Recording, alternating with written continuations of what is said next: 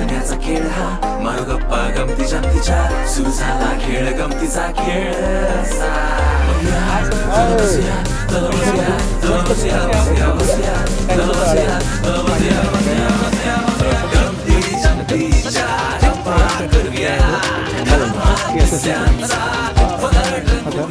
कसं वाटलं तुमचं? अरे खूप छान. तू बोलवणार नेहमी बरं. थँक्यू. आणि खास करून प्लॅनेट मराठीने. आणि शोचं नाव कसं वाटतं आपल्या? अरे चला बसूया. आम्हाला गेली 4 वर्षाची सवय ती. त्याच्या आपल्याला कॉफी प्यायला बसायचं. Coffee black tea. कॉफीबद्दल म्हणतोय. हां, मी कॉफीबद्दल. Okay okay good. चला. सो वेल, मी कपिल देशपांडे आपला खास कार्यक्रम चला बसूया मध्ये तुम्हाला सगळ्यांचं खूप खूप स्वागत करतो. आपले प्रायोजक आहेत विश्वरंग प्रोडक्शन्स आणि आपले गिफ्ट पार्टनर आहेत हेमंत सुगंधी भंडार. सो आज आपल्यासोबत असणार आहेत ज्येष्ठ अभिनेता, निर्माता, दिग्दर्शक विजय पाटकर सर. सर खूप खूप स्वागत आमच्या शोमध्ये आल्याबद्दल. धन्यवाद. सरांशी आपण भरपूर गप्पा मारणार आहोत कारण सर एक चालतं फिरतं चित्रपटसृष्टीचं भांडार आहेत. हिंदी, मराठी सिनेमांमध्ये सरांचा वेगळा ठसा उमटला आहे आणि याबद्दल आपण सरांशी भरभरून गप्पा मारणार आहोत.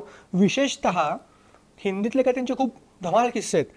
तो सर ते आम्हाला ऐकायचे आहेत. तो जास्त वेळ घेऊया नको. चला बसूया. चला लगेच. चलो.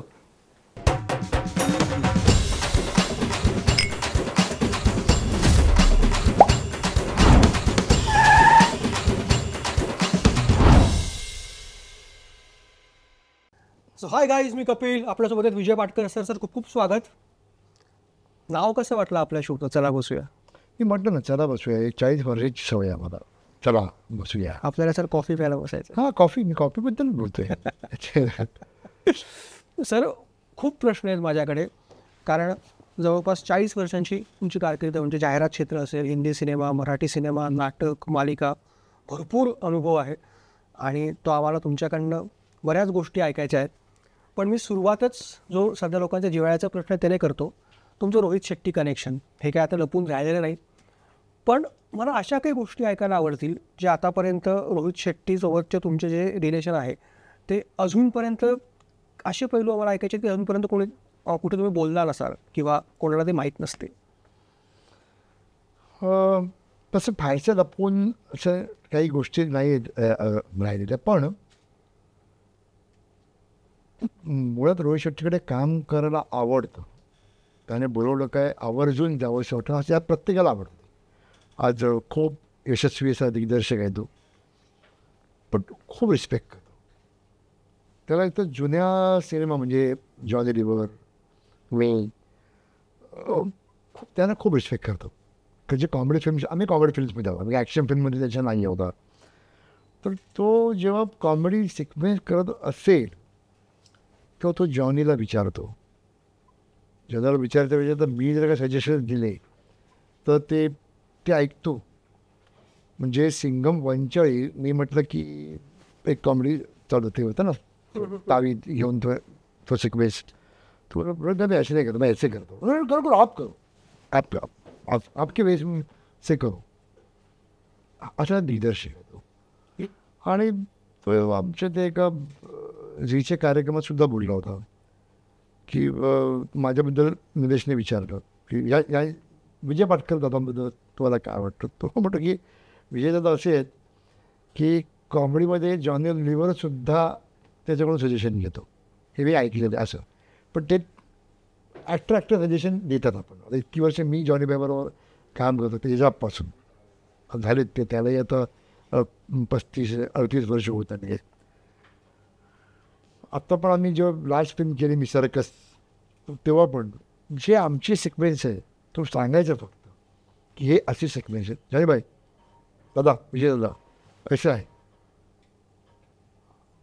ते फ्रेम बिम सगळं सांगायचं. पण त्याच्यानंतर आम्ही जे काही जबाब घालायचो आम्ही तुम्हाला वेश करत होतो. आणि असं सगळं एक मोकळं रान दिल्या म्हटल्यानंतर आणि एवढं यशस्वी दिग्दर्शक, इतका मोठा दिग्दर्शक आणि इतकं मोठं प्रोडक्शन कोणाला आवडणार नाही. त्यामुळे जेव्हा रोहित शेट्टी बोलत होतं त्याच्याबरोबर जवळजवळ 6 सिनेमे केले. म्हणजे मला वाटतं अजय देवगण आणि ते यांच्यानंतर 6 सिनेमा करणार मीच एक नट असेल असं मला वाटतंय. त्यातलं तर मॅक्झिमम सिनेमा केलेला. पण सर 6 सिनेमे तुम्ही त्यांच्यासोबत केलेत, 5 सुपर डुपर हिट झालेत आणि 6वा प्रयोग कुठेतरी फसला. हो. पण तुम्ही एकमेव कलाकार होतात की जे परखडपणे बोललात की फिल्म फसली आहे. हो. असं नाही की अरे रोहित शेट्टी आहे, हिंदी आहे, आपण केलं पाहिजे. तर हेच तुमचं वेगळं पण सगळ्यांना आवडतं. तुम्ही परखडपणे मत स्पष्ट केलं होतं की लाफ्टर येत नाही आहे त्याचे. हो. लाफ्टर कारण ते कळून जातं की पहिल्या 30 मिनिटात की लाफ्टर जर का मिस असेल तर कॉमेडी फिल्म गणली. तर सर्कसच्या का असं नेमकं काय घडलं की नंतर रोहित शेट्टीचं स्टेटमेंट आलं की त्याने खूप घाईघाईत फिल्म उरकली, जे त्याचं विजन होतं तशी ती झाली नाही, कारण कोविडमुळे बऱ्याच गोष्टींचा त्यांना सामना करावा लागला होता. एक सांगू का कबीर, त्यावेळी अंगोर सिनेमा सुद्धा फ्लॉप होता. जेव्हा अंगोर सिनेमा लागला तेव्हा पण फ्लॉप होता. कारण हा संजीव कुमार कुठला, हा देवेंद्र वर्मा कुठला, मग तो कुठला, ते कन्फ्युजन होतं. बरं त्याने कॉस्ट्यूमसुद्धा एवढं, गुलजार साहेबांनी एवढं कॉस्ट्यूमच सेम ठेवला होता. हो, संजीव कुमार धोतर आणि वरचा तो सदरा एवढं ठेवतो, नाही ओळखता येईल. पण थोडासा तो घोळ झाला. इथेही तोच घोळ झाला असं मला वाटतं की लोक अजून अरे हा रणवीर सिंग कुठला, तरी त्यात स्पेसिफाय केलेलं होतं, कॉस्ट्यूम वगैरे केलं होतं, प्रयत्न केला होता. पण असं झालं की माझ्या मते असं मला वाटतं की सुरुवातीचं ना एक नॅरेशन खूप आवडतं. पण रोहित शेट्टी नॅरेशन, हे नॅरेशनच खूप झालं. म्हणजे तो रणवीर सिंग मोठा होईपर्यंत जो 20-25 मिनटं नॅरेशन चालू होतं. नॅरेशन हे मग ते स्पून फिटिंग चाललं होतं. तर 20-25 मिनटं एवढं नॅरेशन म्हटल्यानंतर लोक जरा थंड झाली. आणि त्याच्यानंतर तो कॉमेडीचा पिकअप झाला, एक विनोद जो झाला तो त्या लेवलचा नव्हता. तर ऑल द बेस्ट एक होतं, ती वेगळी कॉमेडी होती आमची. त्यानंतर गोलमाल हे एस्टॅब्लिश आहे. तर तू म्हणाला की लिखाणातच आमचं काहीतरी फसलं, टेकिंग वाईज वगैरे, सेट वाईज, गाणी वगैरे सगळं चांगलं होतं, पण कथानकातच फसलं. पण कोविडचा पण कुठेतरी इफेक्ट त्याच्यावर पडला. कोविडचा काय संबंध नाही त्या गोष्टीची. म्हणजे शूटिंग आम्ही कोविडमध्ये चालू केलं होतं, मग थांबलो होतो, 3-4 महिने कॅब केली. ह्याचा काही स्क्रिप्टशी आणि त्याची काय संबंध नाही. तर स्क्रिप्ट ही स्क्रिप्ट असते, ती तुम्ही आत्ता करा, 4 दिवसांनी करा, ते काही होतं. तुमचं स्क्रिप्टच पहिल्यांदा स्क्रिप्ट एवढं फसलं. कदाचित त्याचं एक इतकं केल्यानंतर थोडासा माणूस स्वतःवर प्रेम करायला लागतो की हे मी करावं यार, करलो असं नसतं. पण ते काहीतरी चुकतं. म्हणजे सचिन तेंडुलकर सुद्धा 0 आउट होतो. सुशील गावस्कर सारखा मोठा बॅट्समन तोही 0 आउट झालेला आहे. ते चुकतं. म्हणजे ते फारसं कम्पेअर होऊ शकत नाही, पण आपलं माणूस प्रेम करतोच. म्हणजे कोणी बघा, म्हणजे अमिताभ बच्चन घ्या ना, स्वतःवर माणूस प्रेम करतो आणि त्यात काहीतरी मग चुकायला होतं. ते बहुतेक झालं. आणि म्हणूनच परवा क्षितिज पटवर्धन, मी नाटकाला गेलो होतो आजीबाई जीवनातला, तेव्हा क्षितिजला विचारलं, क्षितिज काय झालं का? क्षितिज पटवर्धन सिंगमदुरी काय हो झालं, लिहून दिलं. मी असं ऐकलं म्हटलं रिशूट खूप झालं. म्हणून हां खूप काळजी घेतात रोहित सर, तर रिशूट करून सीन चांगले व्हावे, आणखी बेस्ट व्हावा, यासाठी तो प्रयत्न करणारा माणूस आहे. कारण सिम्बाच्या वेळी आम्ही एक सीन केला रात्री, तो माहिती ना सौरभ गोखले 2 भावांना उडवतो पोलीस स्टेशनमध्ये येऊन, त्याच्याबद्दल आम्ही सगळे ते तिच्या हिरांच्या घरी असतो. तो सीन त्याला नाही आवडला, तर दुसऱ्या रात्री परत शूट केला. नाही मला काहीतरी गोष्टी अजून लिहायच्या आहेत, अख्खाच दिवस त्याने केलं आणि रिशूट केलं. दुसऱ्या दिवशी अख्खा सीन रिशूट केला परत. तर तेव्हापासून ते एक त्याला आहे, तो यशच करतो. हो, आम्ही सिम्बाच्या वेळी करंजीवर वेडा झाला होता. पहिला दिवस, शूटिंगचा पहिला दिवस म्हटलं काय होतं, असिस्टंट मुवमेंट दाखवतात, डायलॉग सांगतात, हे शॉर्ट आहे करू, हो ना. त्याने आम्हाला सीन दाखवला. हो, सिनेमाचा पहिला सीन मी शूट करणार आहोत, तो सीन दाखवला विथ असिस्टंट, एडिट करून, बॅकग्राऊंड म्युझिक करून आम्हाला सीन दाखवला. कळलं, पहिलं दाखवला, हा रणवीर सिंग, हा विजय पटकर, हा सिद्धार्थ जाधव, हा आशुतोष राणा, पुढे आम्ही होते. हे तुम्ही मुवमेंट बघून घ्या. आणि अख्खा मी तो मॉनिटरवर सीन बघितला. क्या ती फाईट आहे, ती पोलीस स्टेशनमधली फाईट, ती त्याने 4 दिवस इथे फाईट शूट केली. पक्की फाट ती दाखवली रणवीर सिंगला. आपण कसं स्टेप पाठ करायला गाणं देतो किंवा हे देतो ना, तसं त्यांनी पाठ करायला रणवीर सिंगला फाईट दिली. पण ही म्हणजे फाईट खूप महत्त्वाची आहे. देख ना, तर दिली ते पेन ड्राईव्ह. पण रणवीर बघायचा पंचेस कसे आहेत, त्याचे पंच काय आहेत. याचा ॲक्टर डिरेक्टर एकच आहे. करण जोहर मला, अरे Rohit, I never did it in my whole life.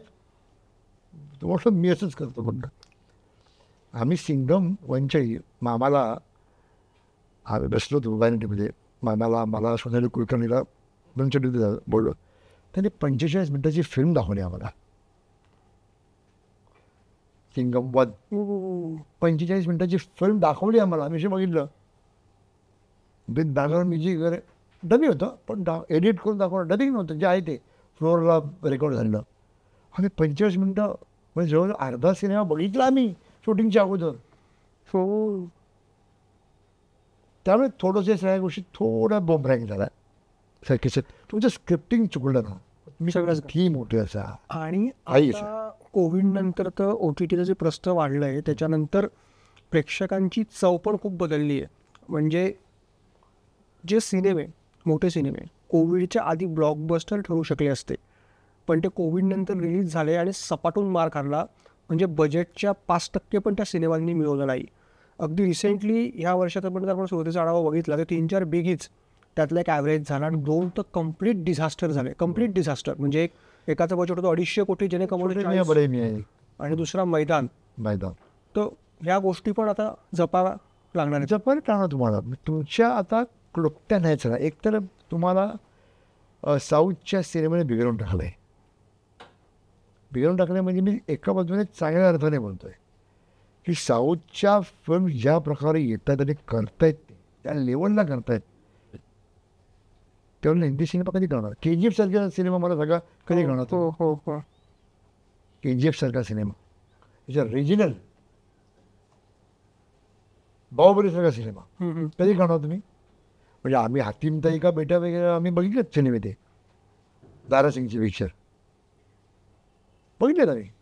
मला ते भयंकर आवडायचे लहानपणी. त्यांचे कन्व्हिक्शन होतं त्यावेळी, तसं तो प्रेक्षक जो होता ना तसा होता. आम्ही ते ताज, सिल्वर, दौलत या तिकडे जाऊन ते सिनेमे बघायचे होतो. ते सिनेमे आत्ता त्यांनी असं म्हणजे कम्प्लीट सिनेमा, तुम्हाला आता कम्प्लीट सिनेमा करता, कम्प्लीट सिनेमा. अभी हो जाएगा मैं करता है, ये दिखाओ वो दिखाओ, थोड़ी फाइट डालो, डांस डालो, ये डालो वो. आम्ही नाही चले. ते परवा मी ह्याला गेलो मागे का हिंदी सिनेमाच्या याला अजून एक मी विधान करतो. मी केलं. ते गोविंद आमटे बसले होते, प्रदीप रावत बसले होते. मी बोललो अख्ख्या इंडस्ट्री म्हणजे एकच बिथरलेली इंडस्ट्री किंवा चुकलेली इंडस्ट्री म्हणजे हिंदी इंडस्ट्री. कन्फ्यूज आहे, कन्फ्यूज. आणि मला पूर्ण गर्व आहे तो मराठी सिनेमाचा. बघा आता युधा फर्निचर, नाचगा गोमा, सुधीर फडके, बघा आपण कन्फ्यूज नाही होत. इंडस्ट्री थोडीशी आता काय होतं की मी कुठला सिनेमा करत प्रत्येकाच्या बुद्धीवर आणि त्या गोष्टीवर अवलंबून आहे. तुम्हाला निर्माते कसे मिळतात, काय नवीन मुलं आहेत. हो, मकरंद माने वगैरे मला भयंकर, आपला प्रकाश कुंठे, मला भयंकर डिरेक्टर आवडतात. ते नवीन मुलं आहेत ती भयंकर आवडतात मला. काय डिरेक्टर आहेत. सर जसं आता म्हटलात की मराठीत पण आपले प्रयोग होतात, पण मराठीत आपण प्रयोगशील सिनेमे बघतो, पण त्याचं कन्व्हर्जन कुठे कमर्शियल याच्यात नाही होत, बरोबर. म्हणजे जर का आपण साऊथमध्ये बघितलं तर तमिळ, कन्नड, मल्याळम आणि तेलुगूमध्ये वैविध्यपूर्ण विषय हाताळले जातात. मी आत्ता नुकतीच एक फिल्म बघितली मल्याळम भूमिती मंजुमल बॉईज, अप्रतिम विषय. पण आपण मराठीत कुठेतरी अशा गोष्टींना मुकतो का. कारण समजा मराठीत काय होतं की एक ट्रेंड आला ना की त्या ट्रेंडवरच सगळे फिल्म काढतात. म्हणजे सैराट आला, सगळ्यांनी सैराट काढ, महिलाप्रधान सिनेमाला सगळे महिलाप्रधान सिनेमा करत सुटले. तर हा ट्रेंड आपण फॉलो करणं कधी बंद करणार. आणि दुसरी गोष्ट की जसं आता नाचगा घुमा असेल किंवा सुधीर फडकेंवरची फिल्म असेल, जुनं फर्निचर, प्रेक्षकांचा प्रतिसाद मिळतोय, असं काही आणलं की लोकांना आवडतं प्रेक्षकांना, त्यामुळे आपण कुठेतरी थिएटरपर्यंत आणण्यात कमी पडतो का. हो, कमीच पडतो. कारण बेसिकली कसं आहे, चांगले सिनेमे लोक शोधत येतात. पब्लिसिटी वगैरे आपल्या जागी करायलाच पाहिजे, इलाज नाही, करायलाच लागतं तुम्हाला. पण चांगलं असेल तर लोक शोधत येतात. एक दुसरं गोष्ट, आपल्या इकडे आज साऊथचं कम्पेअर केलं तर प्रोड्युसर जे आहेत ना, त्यांना फिल्म म्हणजे काय माहिती. आपल्याकडच्या निर्मात्यांना फिल्म म्हणजे काय माहिती नाही. ते एक प्रोजेक्ट करतात, ते फिल्म प्रोजेक्ट नाही करत, एक प्रोजेक्ट. आज बघा ना, तुमचं किती प्रोड्युसर रिपीट आहेत मला सांगा, की याने एक पिक्चर केला, मग दुसरा केला, मग तिसरा केला. किती प्रोड्युसर रिपीट आहेत? कारण त्याला माहितीच नाही बिचारांना. त्यांचा दोष नाही. आणि आम्हाला निर्माते पाहिजे असतात, आम्ही जातो, पुण्याला जातो, कोल्हापुरात जातो, इकडे जातो, तिकडे जातो, प्रोड्युसर पकडून आणतो, हां घेतो. तर कसं करणार हा एक माहीत नसतं. ते बेसिक सुरुवातीपासून त्या गोष्टी असतात. टेक्निकल डिरेक्टरना अर्ध्या फिल्म माहिती नाहीत. आताचे अर्धे डिरेक्टर हे कॅमेरामन अवलंबून आहेत. एकच मोठा कॅमेरामनला पण माहिती नाहीत what is the right of camera, what is the left of camera. हे बेसिक आहे. कित्येक कॅमेरामन जर शॉट घेतला आणि या आर्टिस्टने सांगितलं कॅमेरा इथला बघितला आणि तिकडे कॅमेरा गेला, तर कॅमेरा कुठे कुठे कुठे बघायचं आणि कुठे बघायचं, हे right of camera left of camera हे माहिती नाही. बेसिक ती पहिले सिनेमा म्हणजे आपण काय करतो हे एक, तुम्ही कुठली गोष्ट जाणून घेता ना अगोदर. हा प्रत्येकाला सिनेमा म्हणजे फार सोपं वाटतो. अरे काय गेला, कॅमेरा म्हटला, हे घेतला, शूट केलं, झालं, त्यात चाललं तर का विचारू नका. बघ 4 पैसे मिळाले का विचारू नका. मग त्याला सिनेमा कळायला लागतो, निर्मात्याला कळायला लागतो. मग पुढच्या याला निर्माता डिरेक्टर असतो, तर त्या कॅमेरामॅनला घ्यायचं, ॲक्टर करतो, लेखक आपलं काम करतो, असोसिएट घ्यायचं आणि करायचं. इथून सुरुवात आहे. आज तिकडे फहाद फासिल जो आता टॉपचा ॲक्टर आहे, हो मल्याळम, या लोकांनी एक ग्रुप केलं. ते 1 सव्वा कोटी सिनेमे करतात अगोदर. तो अजित पोट्टा, शॉबिन शाहीर, तो विनोद काहीतरी विनोद का याचा ग्रुप आहे. आणि ते आपापसात करतात. आता मी फिल्म डिरेक्ट केली, पुढची फिल्म तो डिरेक्ट करणार, हो पुढची हा डिरेक्ट करणार. त्यातल्या त्यात तो फात फासीने म्हणे थोडा श्रीमंत आहे, तो जरा 50% पैसे लागतो, बाकीचे आणतात ते. आणि 1.25 कोटीचे सिनेमे तिकडे 15 आणि 20 कोटीचा बिझनेस करतात प्रत्येक सिनेमा. त्यांचं आत्ता एक कुठलं तरी फिल्म आली होती, 15 कोटींची बजेट होतं आणि 100 करोड त्यांनी कमवले. म्हणजे इव्हन कंताराचं बजेट पण 22 कोटी होतं आणि तिने म्हणजे 300 कोटींपेक्षा जास्त व्यवसाय केला. पण कंत्राटचं कुठलं बजेट 22 कोटी? कंत्राटचं 6 कोटी बजेट आहे फक्त. हो म्हणजे काय, तरी 300 6 कोटीचं बजेट आहे फक्त. 6 कोटी म्हटले त्याचे 2 कोटी शेवटचा क्लायमॅक्स, तो क्लायमॅक्स आहे. आणि तो सेट लावण्यामध्ये मॅक्झिमम खर्च झालेला आहे. हो तरी क्लायमॅक्स केला. आणि काय चाललंय त्याची गोष्ट माहिती ना तुला, त्या शेट्टीची. त्या तो आपल्याकडे मुंबईत आला होता एका प्रोड्युसरकडे, आणि मला की मला काम करायचं, मला असिस्टंट वगैरे ठेवा तुम्ही. ते प्रोड्युसर म्हटलं हां ठीक आहे. त्याला ड्रायव्हर ठेवलं होतं. हो मग त्या प्रोड्युसर मोठा प्रोड्युसर होता, एक्झॅक्ट कोण मला माहीत नाही, पण त्याचा किस्से मला काढला आहे. बँकेत जा, चेक भर, हे काम कर. तर ते 2 वर्ष थांबला. तर हिंदी इंडस्ट्रीला जरा तो प्रभाव तिचा हिंदी इंडस्ट्री करत बरं करत होते काम. 2 वर्ष ते कंटाळत होतं, जाऊ दे मीच करतो. आणि तो सिनेमा केला आणि इतिहास घडला. इतिहास म्हणजे हा ते सगळं कॉपी करतो आपण. आता आपण माझ्या कोकणात, मी कोकणातला आहे, मला आता कोकणातल्या गोष्टी आठवायला लागल्यात मला. तर मी काय करत नाही. माझ्या कोकणातले ज्या गोष्टी आहेत, कथा आहेत, अप्रतिम कथा आहेत, त्या आपण का नाही करत. पण परत भीती काय वाटते, ऑडियन्स म्हटलंच ऑडियन्स. आज 12 ते 14 कोटी महाराष्ट्राचा हे लोकसंख्या आहे महाराष्ट्राची. 14 कोटी. 14 कोटीमधले 3% किती, 1,40,00,000 तेवढे पण लोक येतात. 10% पण येत नाहीत. 2 किंवा 3% लोक बघतात फक्त पिक्चर. 2-3 10% जर लोक आली ना सिनेमाला, 10%, 1,40,00,000. या लोकांनी जरी अल्टोमोटो सिनेमा बघितला ना, तरी 70% ते 75% सिनेमे चालतील. तेच म्हणतो सर मी, जसं तुम्ही मगाशी म्हटलात की बऱ्याच गोष्टी असतात फिल्म प्रोडक्शन करताना मराठी. पण असं होतं का, मी थेट विचारतो, असं बऱ्याचदा कानावर येतं, बऱ्याचदा अनुभवलेलं आहे, बऱ्याचदा ऐकलेलं आहे की एक निर्माता असेल चांगला स्ट्रॉंग, त्याला एक सिनेमा करायचा आहे, मग त्याच्यात बऱ्याच गोष्टी येतात, कास्टिंगपासून सगळं प्रोडक्शनपासून सगळं. त्याचं बजेट आहे 10 रुपये. ते बजेट नेऊन ठेवलं जातं 25 रुपयावरती. हे असं तसं तसं तसं. नंतर पब्लिसिटी मार्केटिंगमध्ये समजा 5 रुपये लागणार असेल ते नेऊन ठेवलं जातं 15 रुपये. म्हणजे जिथे त्याचा फिल्म 15 रुपयात पूर्ण व्हायला पाहिजे ती जाते 40 रुपयावरती. आणि परत मग नंतर क्वालिटी पण मॅटर करतं. आपल्याकडे 10 मधल्या 6 सिनेमांची क्वालिटी आपल्याला माहिती कशी असते, घाईघाईत उरकून मोकळं होतात. मग जेव्हा ह्या गोष्टी होते मग तेव्हा प्रेक्षकांकडून अपेक्षा ठेवली जाते की तुम्ही हा सिनेमा जाऊन बघा. पण जर ती क्वालिटी मॅटर करत नसेल तर प्रेक्षक सिनेमागृहापर्यंत जात नाही. बरोबर. आणि तिथे तो सिनेमा मरतो. आणि जो एक निर्माता आलेला असतो काहीतरी चांगलं करू, तो त्याच्यात 40मध्ये 38 रुपयांना लॉसमध्ये जाऊन 2 रुपये कमवतो, तो आउट होतो. पण चांगल्या निर्मात्याला इंडस्ट्री मुकते. बरं. तर याबद्दल तुमचं काय म्हणणं आहे? कारण हे जे लॉबिंग चालतं किंवा ज्या गोष्टी चालतात ना, या कुठेतरी जर का थांबल्या तर 5 रुपयात पण एक चांगला सिनेमा बनू शकतो. नाही, मी जेव्हा अध्यक्ष होतो तेव्हा मी निर्मात्यांची एक मीटिंग घेतली होती. मी मगाशी म्हटलं ते निर्मात्याला पहिलं माहिती पाहिजे. कारण बाकीच्या गोष्टी करताना तुम्ही 10 विचारता ना. कारण पाण्याची बाटली बनवायची असेल तर काय काय लागतं रे विचारता ना. हातची फॅक्टरी टाकायची, तर प्लॅन टाकायचा आहे, मग किती MM ची बाटली लागते, मग कुठलं पाणी लागतं, मग कुठलं कार्बन पाहिजे, काय पाहिजे, फक्त ते विचारता ना. तर सिनेमा बाबतीत तुम्ही काय नाही विचारत. बरोबर. कोणी विचारतच नाही. मग काय त्याला माहीत नसतं. आणि सिनेमा ही अशी गोष्ट आहे तुम्हाला पैसे जातात ते कळत नाही, दिसत नाहीत.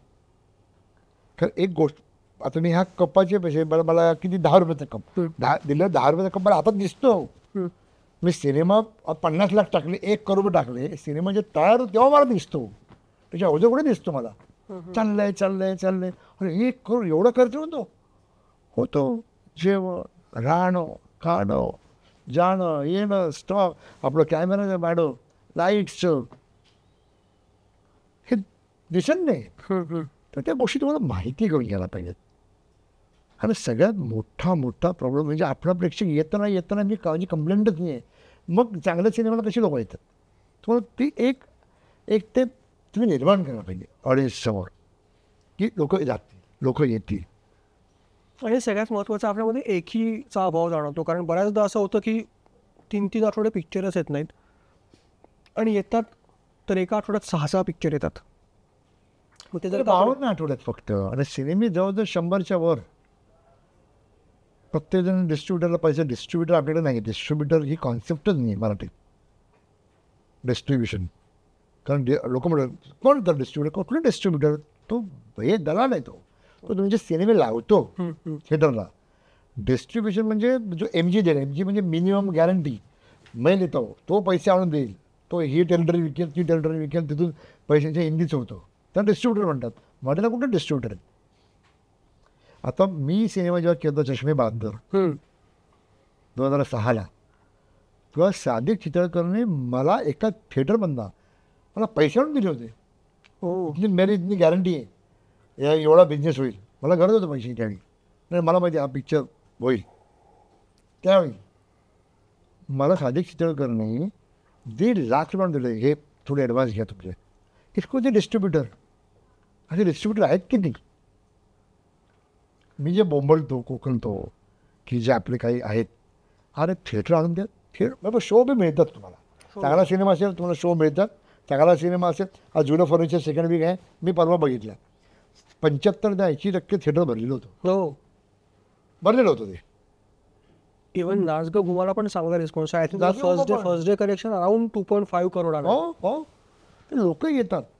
पण एक आहे की तुम्ही युनिटी कशाला करायला पाहिजे. एक इंडस्ट्री म्हणून युनिटी करायला पाहिजे. इंडस्ट्री म्हणून, ही आमची इंडस्ट्री. बरोबर. आपण लोकात परवा मला कांचनचा फोन आला, कांचन अधिकारी. अरे विजय माझा सिनेमा काढला आहे. मी म्हटलं ठीक आहे, आपण सपोर्ट तर करायला पाहिजे, तर आपण मिटिंग करूया. मी म्हटलं 20 मेपर्यंत आपल्याला कोणी विचारणार नाही, कारण त्यांचं सिनेमा चालला आहे.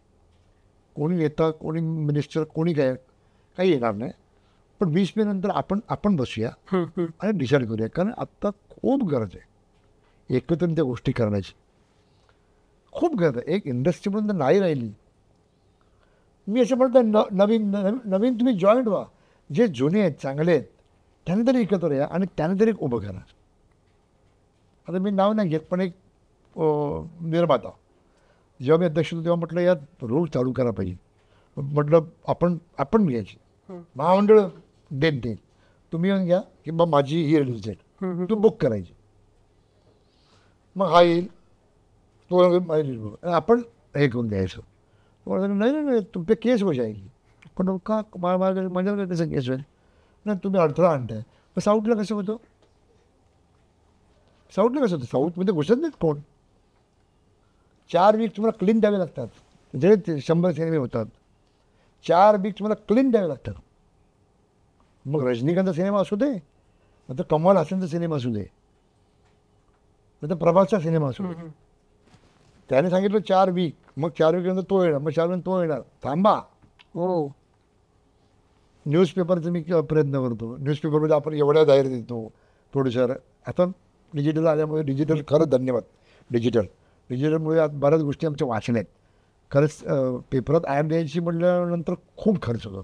तो एक पेपर हे केलेला आहे माहिती आहे. तो एक निर्माता एवढी जाहिरात देतो, एक निर्माता एवढी जाहिरात देतो. साऊथला तसं नाही. एवढी जाहिरात रजनीकांतची पण एवढी जाहिरात, समथिंग कॉलम, आणि त्या नवीन आलेला शेट्टीचं पण एवढी जाहिरात. फक्त ग्राउंड इव्हेंट तुम्ही कसे काय करा तुम्ही बघा. कटआउट लावा, घोडे आणा, हत्ती आणा, ते तुम्ही कधी करा. पण टी व्हीवरची ॲड तुझ्या 4, याचेही 4, याचेही 4, 5वी नाही चालणार. माझे पैसे आहेत मी करू शकतो नाही, एवढेच करायचं. हा त्या रूल आहे. हे तुम्ही रूल, म्हणून तर इंडस्ट्री त्यांची मोठी आहे, म्हणून तर इंडस्ट्री मोठी आहे.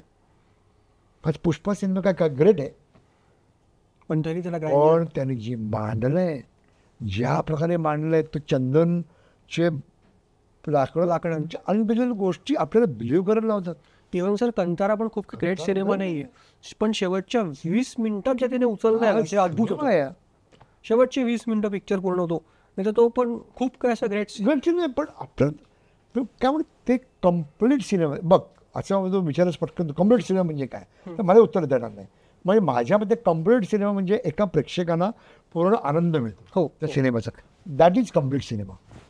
त्याची एंट्री, एक्झिट, डायलॉग विलॉग एक कम्प्लीट होतं, एक आनंद मिळतो प्रेक्षकाला. That is complete cinema. असं कुठलाच सिनेमा कम्प्लीट असू शकत नाही, पण मला आनंद मिळाला बाबा, हा सिनेमा मला आनंद मिळाला, त्याच्यामुळे कम्प्लीट सिनेमा. ते हे सिनेमे कधी माहितीच नाही लोकांना. सर, एक प्रश्न मला आवर्जून तुम्हाला विचारलं असं वाटेल. तुम्ही जेव्हा दिग्दर्शक म्हणून एक उन्हाळ दिवस अशोक मामांसोबत केला होता, प्रतिम सिनेमा होता, क्रिटिकली पण खूप तो ॲक्लेम झाला होता, सगळ्यांना आवडला होता. त्यानंतर चष्मेबद्दूर म्हणून तुम्ही फॅन्टसी हा प्रयोग मराठीत केला आणि भन्नाट कलाकारांची फौज होती आणि सिनेमा पण खूप उत्तम जुळून आला होता. तर तुमच्याकडनं अपेक्षा प्रचंड वाढल्या होत्या की 2 वेगळे सिनेमे केल्यानंतर पुढचं काय. पण त्याच्यानंतर तुम्ही जास्त दिग्दर्शन म्हणून आला नाहीत मराठी इंडस्ट्रीला. कारण का हिंदीत बिझी होतात म्हणून का काही वेगळं नाही. प्रामाणिकपणे सांगतो, मी तसं ॲक्टिंग करत होतो, पण एवढा पण बिझी नव्हतो मी. तर दोन्ही सिनेमे मी प्रोड्यूस केले होते. मला जसे पाहिजे होते तसे मला करायचे होते. त्याच्यानंतर एक चांगला सिनेमा केला तो म्हणजे एक सासू नंबरे जावी दिसतात, त्या ह्याच्यात केला, पण त्या याचं नव्हतं. आणखी बेटर मी सिनेमा करू शकतो. माझा मुलगा मी म्हणतो पप्पा तुम्ही चांगला सिनेमा करू शकता. हो करू शकतो, मी चांगला सिनेमा करू शकतो, करणार आहे वगैरे, ते थोडा करा पहिलं. एक ते चांगला निर्माता मिळाला पाहिजे, किंवा मला हा सिनेमा एवढा याचं एक बजेट आहे. पण आता निर्माते आणणं म्हणजे फार कठीण आहे, खूप कठीण आहे. त्यात मी एक उन्हाळ दिवस जेव्हा केला तेव्हा माझा मोठा भाऊ म्हणत होता की सिनेमा अप्रतिम आहे, बघणार कोण. अरे मस्तच. आणि तेव्हा मल्टिप्लेक्स नव्हते. तर मल्टिप्लेक्स नव्हते. जे काही थिएटर्स मिळाली तुम्ही सारखे त्याचं नाव घेतो माणसाचं, तुम्ही साधिक चित्रकर, त्या माणसामुळे ते थिएटरला लागलं सिनेमा. आणि किती कॉपरेट केलं मला, खूप कॉपरेट केलं. चष्मे बाबदल एवढं दिसलो सगळं ओनली बिकॉज ऑफ नानूबाई. दोघांचे उपकार मी आयुष्यात विसरू शकत नाही. आज जेव्हा डिरेक्टर म्हणून एस्टॅब्लिश झालं त्या 2 माणसांमुळे मी झालेलं आहे. तर मला करणार मी मरेपर्यंत एक तरी सिनेमा असा करणार ना की अरे बापरे विजय पाटकरने गेलं आहे. एक सिनेमा आहे बघा तुम्ही, यूट्यूबला आहे, लाईफ इन डार्क. हो प्लीज बघा. जो विजय पाटकरचा सिनेमा तुम्हाला वाटणारच नाही. रेमान होमच्या मुलांना मी सिनेमा केलेला आहे. Is a complete dark cinema आहे. प्लीज बघा लाईफ इन डार्क. आणि सध्या सिक्वेलचा जमाना, म्हणजे बऱ्याच जुन्या सिनेमाचे सिक्वेल येत आहेत. तसं मला असं वाटतं की चष्मेबद्दूर 2 पण अनाऊन्स करावा, कारण सध्याचं बघता सगळं आणि मराठीचं बजेट बघता अजून ग्रँजर ती फिल्म होऊ शकते का? हो तुमच्या डोक्यात आहे? नाही ग्रँजर आहे डोक्यात. मला आत्ताच मला पुण्यातनं एक फोन आला, ते मी याचा करू तो म्हटलं आहे आयडिया चांगली आहे, करायला पाहिजे, हरकत नाही म्हटलं. आवडेल करायला, कारण आता काय टेक्निकली त्यावेळी खूप महाग होत्या गोष्टी. आता काय डिजिटल आल्यामुळे मी एफएक्स अजून वगैरे ते ग्रँजर चांगलं करू शकतो मी. आणखी फिल्म पण मी आता 12 एक फिल्म केल्या त्याच्यानंतर आता डिरेक्शन, त्यामुळे अजून एक थोडी सफाई आणखी येऊ शकते. तर माझा मुलगा आहे, तो मला माझ्याबरोबर आहे, तो टेक्निकली खूप स्ट्रॉंग आहे, तो काम करतो आहे. असं करून एक चांगला सिनेमा चष्मेबद्दल म्हणा, आणखी काही सिनेमे म्हणा, मी करेन. कारण या पुढच्या 1-2 वर्षात मी सिनेमा चांगले करेन मी. सर तुम्ही शिस्त आणि वेळ या बाबतीत खूप पंक्च्युअल आहात. म्हणजे जेव्हा तुम्ही सेटवर जातात तर एक म्हणजे डिसिप्लिन आणि दुसरं म्हणजे वेळ पाळणं हे खूप काटेकोर तुमच्याकडनं शिक्षणासारखं आहे. पण सध्या जे अनुभव येतात की कोणी वेळ पाळत नाही, कोणी शिस्त नसते इकडे तिकडे, किंवा आधी एक खेळीमेळीचं वातावरण मराठी इंडस्ट्रीत राहायचं सेटवरती वगैरे, खेळीमेळी एकत्र जेवणार किंवा हे करणार. आता सगळं विखुरलं गेलं आहे डिजिटल झाल्यामुळे. म्हणजे एकदा प्रिया पण एका अवॉर्ड फंक्शनमध्ये बोलल्या होत्या, हे आधीसारखं आता नाही राहिलं. आधी आम्ही सगळे असे मिसळून, म्हणजे ॲक्टर असं कोणी नव्हतं, आम्ही सगळे मित्र होतो आणि मिसळून राहायचो की काय आणलं टाका तू काय आणलं. पण आता त्या दिवसांना आपण थोडंसं मिस करतोय. तर तुम्हाला काय वाटतं या सगळ्या गोष्टींबद्दल? आता थोडं काय झालं आहे, थोडंसं नवीन कलाकारांच्या हातात इंडस्ट्री गेल्यामुळे आता स्टाईलाइज झाली. मॅनेजर येतात, मॅनेजर बरेच कलाकारांचे मॅनेजर आले. कित्येक मराठी कलाकार ॲक्सेसिबल नाही त्याचा.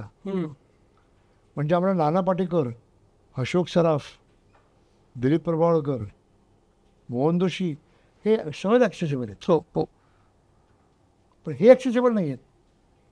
काय सांगायचं झालं, समजा काय डिस्कशन करत आलं, हां बघूया करूया, मॅनेजर वेळ घेऊन सांगतो, सरांची वेळ घेऊन सांगतो. हां, कारण हिंदी इंडस्ट्रीमध्ये जसं आलेलं आहे एक फालतूपणा. म्हणजे आर राजकुमारच्या वेळी त्या गोष्टी देतो परत. आर राजकुमारच्या वेळी प्रभुदेवाकडे तिची मॅनेजर यायची, शाहिद कपूरची. 6 ते 7 दिवस ते सहन केलं प्रभुदेवानी. ती डिस्कस करायची, अच्छा क्या शॉट है अभी, अभी ये सीन कर रहे, क्या शॉट है अभी. मग मॅनेजर जाऊन सांगणार. 8व्या दिवशी माझ्याच समोर गेलं, व्हॉट टू विजय सर, यार शेवट आहे नो यार. तो 8व्या दिवशी गेला बाहेर शाहिद कपूरच्या, तासाभराने बाहेर गेला. 8व्या दिवसापासून पिक्चर संपेपर्यंत डायरेक्ट शाहिद कपूर तो. ही कुठली पद्धत आली आहे? मॅनेजर कळला काय सांगणार? तो डिरेक्टर आहे, तो ॲक्टर आहे, तो का रायटर आहे, काय आहे मॅनेजर? त्याचे प्रश्न खूप वाढले आहे. ते थोडंसं मराठी झालेलं आहे. म्हणजे एक आपले जुने पत्रकार मित्र आहेत, ते पण सांगत असतात की आम्ही आधी जेव्हा करायचो मुलाखती, तेव्हा म्हणजे पण राजेश खन्नाचा पण डायरेक्ट ॲक्सेस होता. किंवा अरे यार कपिल, मी अनिल कपूरला तेजाबच्या वेळी उचलून आणलं सेटवरनं,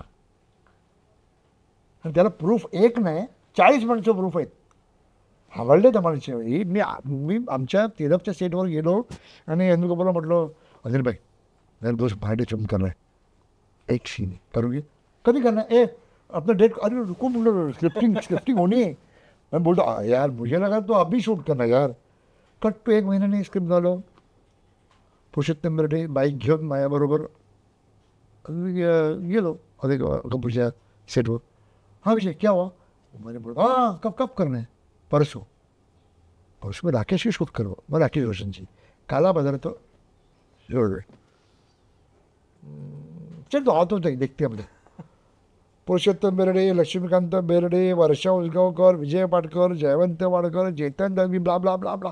तिच्या कॅमेरावर समीर आटले, आम्ही सगळे मळालेला आणि तो सीन चालला होता. त्यात तसं एक मास्क लावलेलं आहे यांनी, अनिल कपूरने, आणि एकाला नागळं त्याला पळवतं.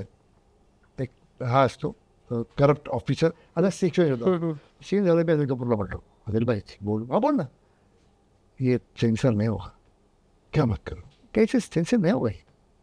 अच्छा आई स्वेअर मी शपथ न सांगतो. तो काळाबद्दल सीन बघा तुम्ही. गेला परत, राकेश ये बंद कर यार, उसको चड्डी पहना लो और करते. तो सीन गेला, तो सीन आहे शॉर्ट सिनेमात. नाही होगा, मला माहिती आहे नाही होणार ते. हां चलो ते झालं, चल राकेश मी निकलता हूँ. मी केलं. आज राकेश रोशन असं बघत राहिला, अनिल अरे कल करते निघून चल विजय चल क्या करना, अरे बोलो वो अवॉर्ड फंक्शन का सिक्वेंस है, या क्या करेंगे, तो का करेंगे, फिल्म सिटी में जाएंगे. आम्ही सगळे फिल्म सिटीला आम्ही फिल्म सिटीला सीन केला, एक फोन कट केला, जाओ मैं क्या है पुरू सर जाओ मैं ओके अभी डबिंग कभी आहे बोलणार असं करतो गेला. असं सिक्वेन्स लावला होता, कॅमेरा लावला होता, तर ॲक्शन म्हटलं कॅमेरा नाही चला म्हटलं 16 mm का आवाज नाही येता, कॅमेरा येते 1 इंच हवी ना, एवढा आवाज यायचा. तिथे जर कॅमेरा असेल झूम रोड असेल झूम आणि त्या रोड करता एवढा आवाज यायचा. थांबला पण नाही ना 16 का आवाज नाही, ब्ला ब्ला त्यांनी केला, मग डबिंग केलं. हे अनिल कपूरचे आहे यार. आता अनिल कपूर पण आता ॲक्सेसिबल नाही आहे. मग टोटल धमाल केलं. सिनेमा करताना ठीक आहे, रणवीर सिंग वगैरे आम्ही काम करताना खूप छान, काय प्रॉब्लेम नाही. पण शूटिंग संपल्यानंतर मला रणवीर सिंग कुठे काय करतो मला ॲक्च्युअल माहीत नाही. समोर भेटला तर आम्ही भेटू, सगळं जाऊ, पण ते पण ॲक्सेसिबल नाही. ते ॲक्सेसिबल ठीक आहे ना, मला देणे गेलं नाही आहे. मी आमच्या नटांबद्दल बोलतो आहे, पण आमचे नट मी कंप्लेंट करतो म्हटलं ते हरकत नाही. चल मी इंडस्ट्री म्हणून बोलतो आहे. आमचे मोठे नट जे स्टार आहेत इंडस्ट्री म्हणून किती काय सपोर्ट करावं, किती सपोर्ट करावं. तुम्ही मागताना 50 लाख रुपये, 50-60 लाख रुपये सिनेमा चालू दे, ओरिजिनल पैसे घेऊन जा. रणवीर सिंगवर किंवा याच्यावर तुमचे पैसे रिकव्हरी होती. बरं तर OTT प्लॅटफॉर्मसुद्धा तुमच्या आता सिनेमा डायरेक्ट विकत घेत नाही. आता थिएटरला लावा, त्याचं रिकव्हरी बघतो, पैसे ठरवतो. आता पहिले व्हायचे 100 करोड 150 करोड द्यायचे, आता नाही देत. आता याच्यावरती बेस आहे. रिकव्हरी करा, रिकव्हरी दाखवा तुमचं काय, मग आम्ही देतो पैसे. हे तिथे सुद्धा आलेलं आहे. आमच्याकडे कधी येणार तर पैसे कमवा रे. आज प्रत्येक लाख काय तुम्ही करता सगळं, पण इंडस्ट्रीमध्ये थोडा तरी विचार करा. मी परत म्हणतो कपिल, हे मोठेपणा समजा, मला मोठं करायचं आहे असं म्हणायचं काही समजा. परवा मी जळगावला शूट करायला गेलो, मग ती परिस्थिती बघितली प्रोड्युसरची. खरं शूटिंग थांबलो, म्हटलं आपले पैसे एवढे ठरले होते, मी एवढे पैसे कमी करतो. त्याला म्हटलं मी एवढे पैसे कमी करतो, माझ्याकडून एक खालीचा वाटा, एवढे पैसे कमी करा द्या. थोडं तर त्याला थोडा जेस्चर द्या, पाठबळ मिळणार तेवढंच नाही. पाठबळ मी तसं मी प्रोड्यूस आहे, मी केलेलं मला माहिती आहे. तुम्ही थोडं तरी सपोर्ट करा यार. मला पैसा दे हो, खड्डे का मला माझे पैसे ठीक आहे, काम केलं पैसे मिळायला पाहिजेत. समजा म्हणाला का मी देत नाही म्हणून तुला पैसे नाही देतोय, पण एक वेळ द्या, काही तरी द्या. नाही मला प्रत्येक प्रॉब्लेम असतात, नाही असं म्हणत नाही, पण त्याच्यावर तोडगा निघा. इंडस्ट्री म्हणून विचार करा, त्यावर काय कसं करतं, काय विचार करून सपोर्ट करतं ते करतं. एक सर म्हणजे आपला इंटरव्ह्यू त्या प्रश्नाशिवाय अपूर्ण आहे. तुमचं आणि लक्ष्मामांचं कनेक्शन खूप जुनी मैत्री होती. जुनी मैत्री म्हणजे लक्ष्मीकांत म्हणजे लक्षा काय अगोदरपासून, कारण माझा मधला भाऊ कुंदन पाटकर आणि लक्ष्मीकांत हे एकत्र शाळेत युनियन हायस्कूलला, त्याच्यानंतर एकत्र कॉलेजला. तर मला ओळख करून दिली माझ्या भावाने. मी तर उभा होतो पिक्चर ओपेरासला येतो, ओपेरासला सिनेमाला मॅटिनीला. तर कुंदन आणि ते बोलत होते लक्ष विजय इकडे लक्ष्मीकांत बेर्वे. मला काय माहीत कोण, मी पण नाटकात नव्हतो तेव्हा, नाटकामध्ये काम करलो. अच्छा असं रेस्ट बघितलं मी, असं बघितलं. आणि त्याच्यानंतर तो मला सांभाळणारा मला दुसरा भाऊ असेल असं मला वाटलं नाही. लिटरली नाटकाची तर लिटरली सांभाळ आहे. मला बोलवायचा, तुम्हाला शिस्ताने वेळ, त्याने कानाखाली आवाज काढला होता माझ्या. मी राहायचो इमामवाडा भेंडी बाजार, सकाळचा शो. मला बोलायचं पाट्या, तर मोबाईल बिबाईल काही नाही. ॲडलरची शो असायचा, ॲडलरची पण टायमिंग द्यायचा, 11चा शो आहे, तो इथे 9:45 पाहिजे. तर ट्रॅफिक बी काही नव्हतं. हे मी 83ची गोष्ट करतो आहे, 84ची गोष्ट करतो आहे. पावणे 10ला तू पाहिजेच. आपल्याला पाऊंडच लागतो जायला दादरला. मी पावणे 10 वाजता गेलो. 15 मिनटं खाली उभा होता. फाड करून काढत नाही. त्याला तुला माझा लागे रे, तुला सांगितलं मी पावणे 10ला ये म्हणून. राहतोच कुठे, इथे राहतोच. चालत तुला 5 मिनटावर आहे. मी तो टॅक्सीने घेऊन जायचं, सगळं घेऊन जायचं, आणि तुम्ही उशीर आहे ना, मी खाली उभं. हे त्याचा एक हक्क होता, तो त्याचा हक्क होता नाटकाच्याही. कधी कधी गडकरी ठाण्यापर्यंत टॅक्सी घेऊन जायचा तो. हो, आणि सपोर्ट होते खूप सगळ्या. खूप सपोर्टिव्ह बॉस. इंडस्ट्रीमध्ये पार्टी आहे ना, पार्टी 200 लोकांना पार्टी देणं, हे फक्त लक्ष्मण बेर्डेने चालू केलं. आम्ही पार्ट्या खूप होतात आपल्या इंडस्ट्रीमध्ये. लक्ष्मण बेर्डे इंडस्ट्रीला पार्टी देणं एकमेव माणूस. इंडिव्हिज्युअल प्रीमियरची नाही, सिनेमा लागला म्हणून सक्सेस पार्टी म्हणून सिनेमाची नाही, इंडिव्हिज्युअल. लक्ष्मण बेर्डेचा वाढदिवस त्याला पार्टी द्यायला खूप आवडतं. त्यावेळी या आणि खूप माणसं जोडणारी 150-200 माणसं त्यावेळी. 150-200 माणसाला पार्टी, जेवण, अख्खं ग्राउंड भरलेलं असायचं. नाटकातले सिनेमा, अक्षय कुमार वगैरे आलेला आहे पार्टीला. हो, तर अक्षय कुमारचा आणि त्याचा सेक्रेटरी बाजी म्हणून होता, तो एकत्र दोघांनाही सांभाळायचं. त्यामुळे अक्षय कुमार आला होता. पण पार्टी असायच्या. ते झालं काय घरी, शूटिंग संपलं काय घरी. आम्ही पोचायचो 10चं शूटिंग आटपून 11:45 घरी पोचायचो. मग ती पद्मा, तुम्ही रोई म्हणता, म्हणजे ती पद्मा खांद्यावर म्हणायचो. चला पद्मा खांद्यावर चला. रात्री 11 वाजता ती गरम गरम मासे करायची आम्हाला, गरम गरम कोळंबी, गरम चपात्या. लक्षाला गरम आवडायचं, छान खाणारा. नंतर मग हळूहळू तो अर्धी चपाती पण खाईल. कारण शेवटच्या दिवसात तिघे आम्ही एकत्र होतो त्याच्याबरोबर. विजय कदम, जयवंत वाडकर आणि मी. शेवटी आम्ही शो बघू आहे आपला नवरामध्ये नसतो तर शूटिंग आठवून आलो होतो. 18-20 दिवस आम्ही शूटिंग केलं होतं बाहेर. आवडलं जसं आलो आम्ही डबिंगला गेलो होतो. नाही आलो पटेला म्हटलं, प्रदीप पटो त्यांना, ते विजूच्या लक्षाला बघितलं नाही यार, जाऊया चल. आम्ही गेलो, बघून आलो त्याला आणि म्हटलं खूप वाईट परिस्थिती आहे. मी त्या दिवशी फोन नाही केला प्रियाला, मी दुसऱ्या दिवशी फोन केला, यार प्रिया सॉरी यार, मी खूप वाईट आहे. हो सगळं डॉक्टरने सांगितलं, त्याला घरी आणलं. अरे मी का नाही तिला नाही जायचं.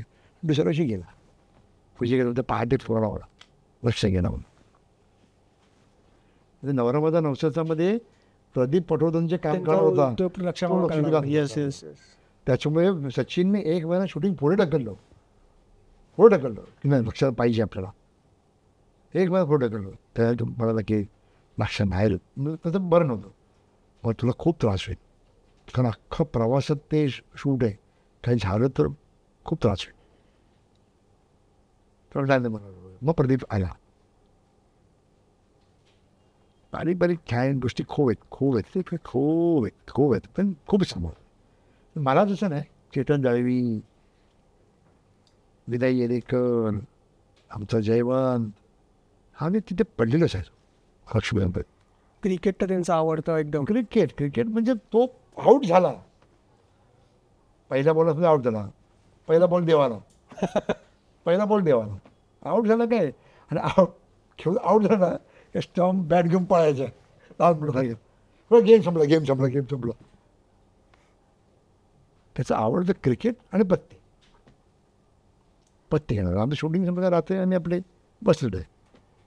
सांगा तू आम्ही संपायचेच नाही. खूप आठवणी असतील ना, अशा खूप आठवणी असतील अशा 25. खूप ते. अरे आम्ही बसमध्ये पत्ते खेळायचो. बसमध्ये मी मुंबईत पत्ते खेळत नाही. मी आता पत्ते खेळत नाही.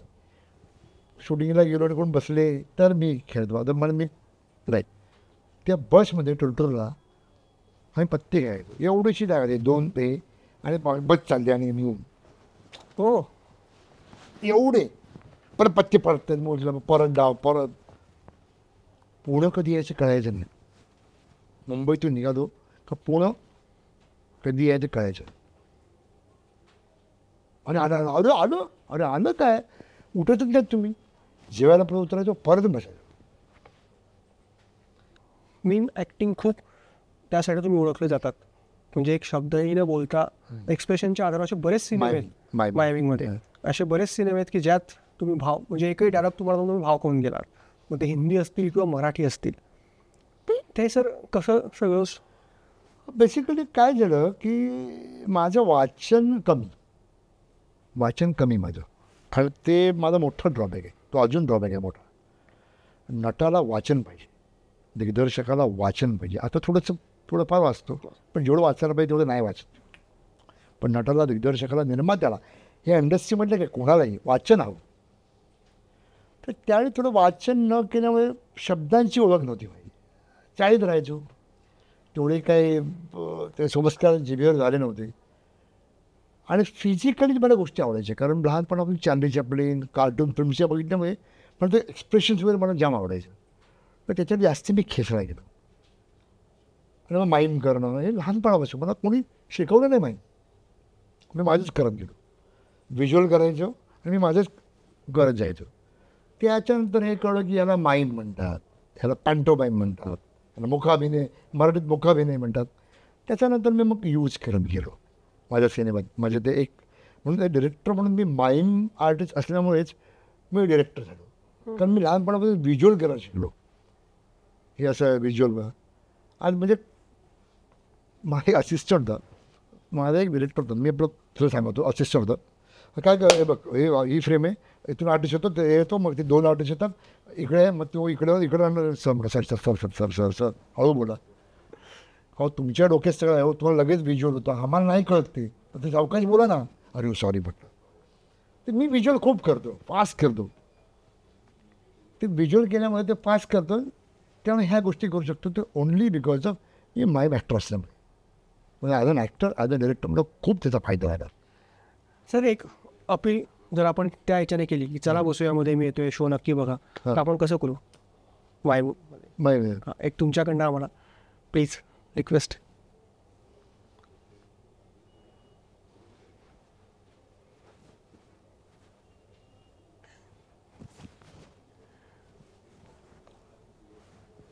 क्या बात आहे sir. Thank you so much sir. आमच्याकडनं एक गिफ्ट तुम्हाला हेमंत सुगंधी मंडळ आमचे गिफ्ट पार्टनर आहेत. थँक्यू. त्यांच्याकडनं एक खास भेट तुमच्यासाठी.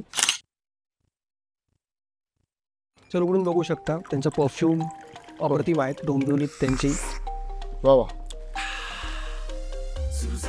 अरे बेल पाकिट शिवाय तो कामाच्या गोष्टी परफ्यूम आहे, अत्तर आहे, अगरबत्ती आहे. वा खूप छान खूप छान. आणि सर हे आमच्याकडनं त्यानेच मराठीकडनं छोटीशी मग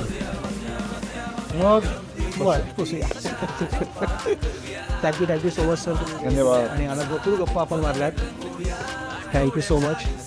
सोबेल विजय सरांशी भरपूर गप्पा आपण मारल्या आहेत आणि बऱ्याच गोष्टी त्यांच्याकडनं आपल्याला ऐकायला मिळाल्या आहेत. सो आजच्या आपल्या चला बसवायच्या भागातले कपिल देशपांडे इथेच थांबतोय. आपले गिफ्ट पार्टनर आहेत हेमंत सुगंधी भंडार आणि प्रायोजक आहेत विश्वरंग प्रोडक्शन्स.